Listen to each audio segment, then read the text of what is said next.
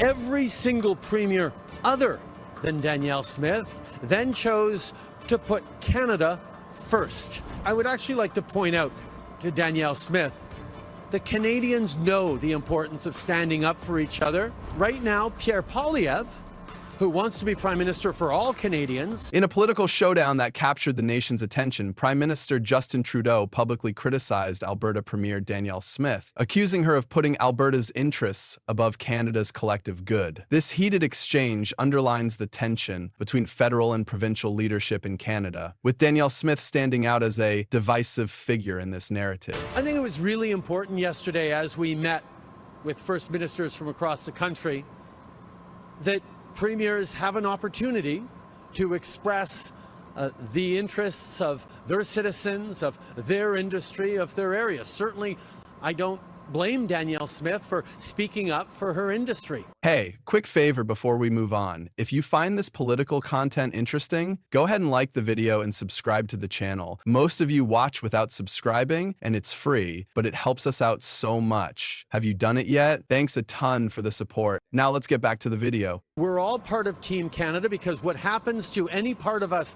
happens to all of us, and we will be there to respond strongly, to fight for Canada, and to do it in a united way that makes sure that it's fair across all industries, across all regions. Trudeau began his remarks by emphasizing the importance of unity among Canadian leaders. He highlighted how every premier, except Danielle Smith, chose to prioritize Canada's national interests during a recent First Minister's meeting. According to Trudeau, these leaders recognized the value of working together to address the country's challenges, particularly as Canadians face economic and environmental pressures. That sent me into the Prime Minister's office once again.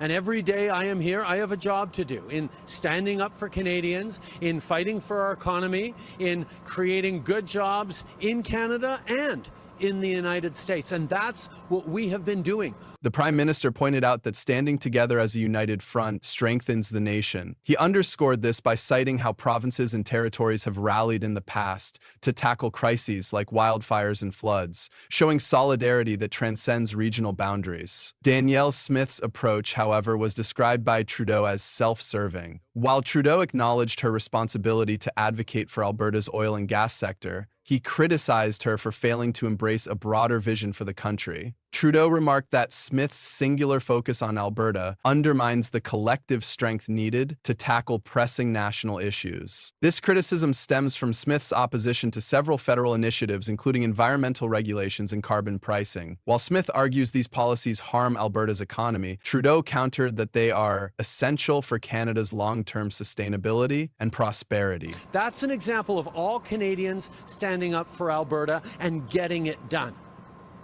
So yes, premiers should be advocating for their own industries, their own country, their own communities. In defending his stance, Trudeau reminded Canadians of the federal government's significant investment in Alberta's oil and gas industry. He highlighted the Trans Mountain Pipeline expansion, TMX, as an example of national solidarity, with Canadian taxpayers shouldering the financial burden to ensure Alberta's resources reach global markets. This investment, Trudeau argued, demonstrates how Canada has consistently supported Alberta, even when it meant making tough decisions. The TMX pipeline, Trudeau claimed, has directly contributed to Alberta's economic growth. He used this as a rebuttal to Smith's allegations that the federal government neglects Alberta's needs. For Trudeau, this project is proof that Canada is stronger when provinces and territories work together rather than pursuing isolated agendas. That was an investment that all Canadians made, that the Alberta government is making billions of dollars off of, because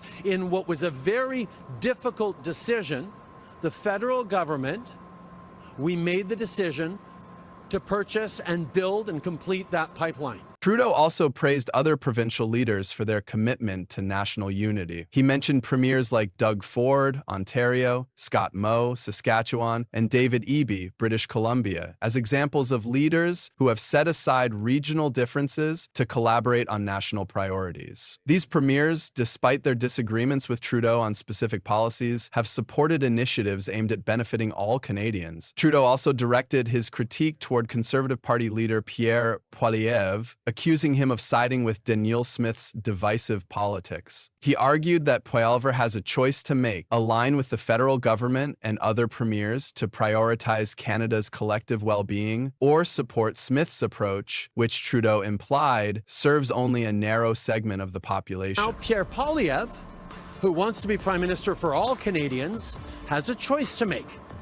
Either he stands up to fight for all Canadians alongside all premiers and the federal government. This narrative positioned Trudeau as a defender of national unity and painted Poilievre as someone who must prove his commitment to all Canadians. Trudeau's challenge to Poilievre was as much a political strategy as it was a call for collaboration, aiming to expose divisions within the opposition. One of the key points of contention between Trudeau and Smith is Canada's approach to climate change. Trudeau defended his government's carbon pricing policy, emphasizing its role in reducing emissions and driving economic growth through clean energy initiatives. He cited evidence from recent studies showing that the carbon tax has incentivized industries to adopt greener practices while returning rebates to the majority of Canadian households. This is a new low for Justin Trudeau, even for blackface.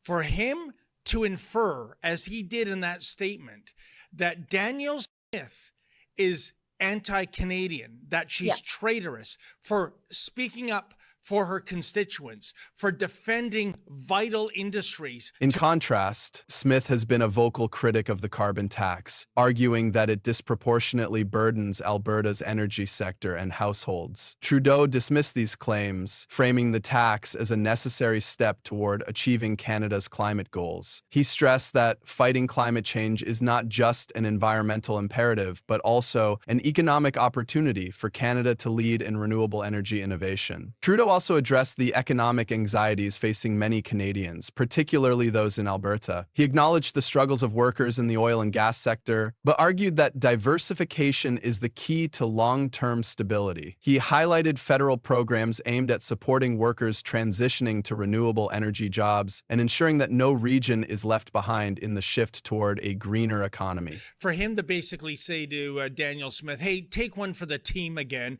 Meanwhile, Trudeau has told the leaders of Germany, Japan, Greece, oh no, there's no business case for $1 trillion.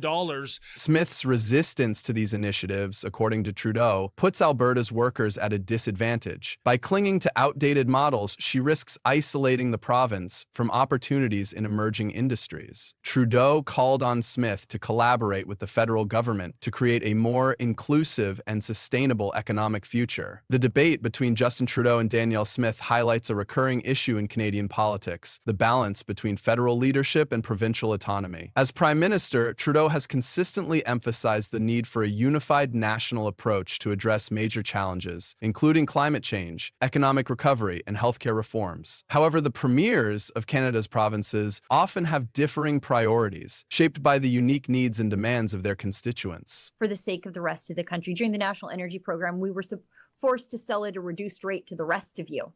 And it caused our investment just went away, went to West Texas, went to the Middle East.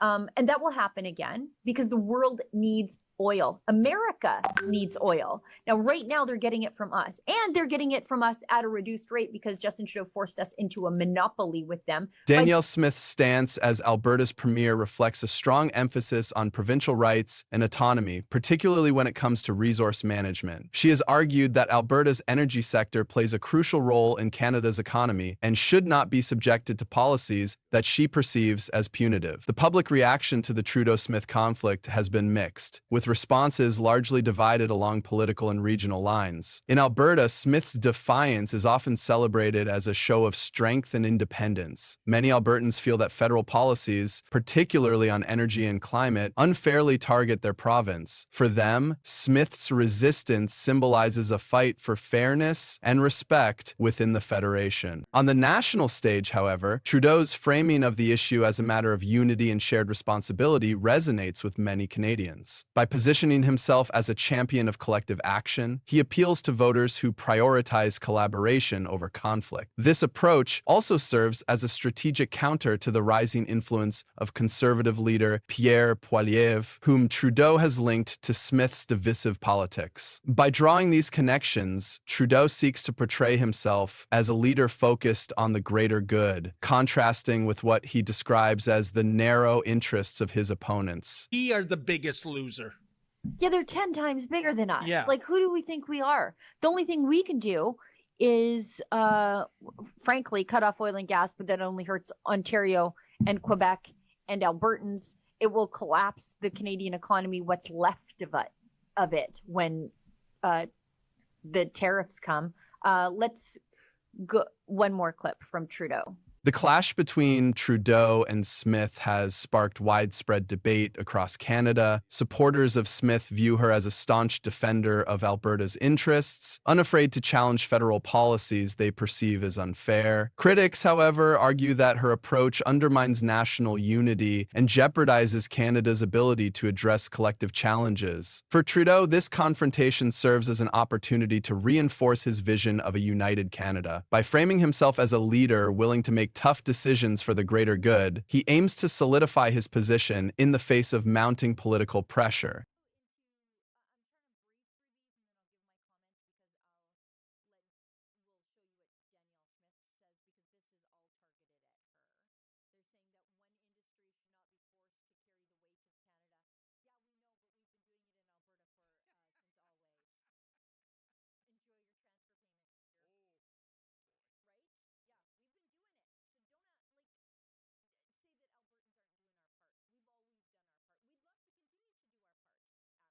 The ongoing tension between Justin Trudeau and Danielle Smith reflects broader challenges in Canadian federalism. As provinces advocate for their interests, the federal government must navigate a delicate balance to ensure unity and progress. Trudeau's assertive stance against Smith underscores his commitment to a vision of Canada where collective action takes precedence over regionalism. However, the debate over how best to achieve this remains far from settled. As Canada grapples with issues like climate change, economic recovery, and national unity, the relationship between federal and provincial leaders will continue to shape the country's future. If you enjoyed this breakdown, leave a like and subscribe to our channel. Watch more videos here for the latest insights.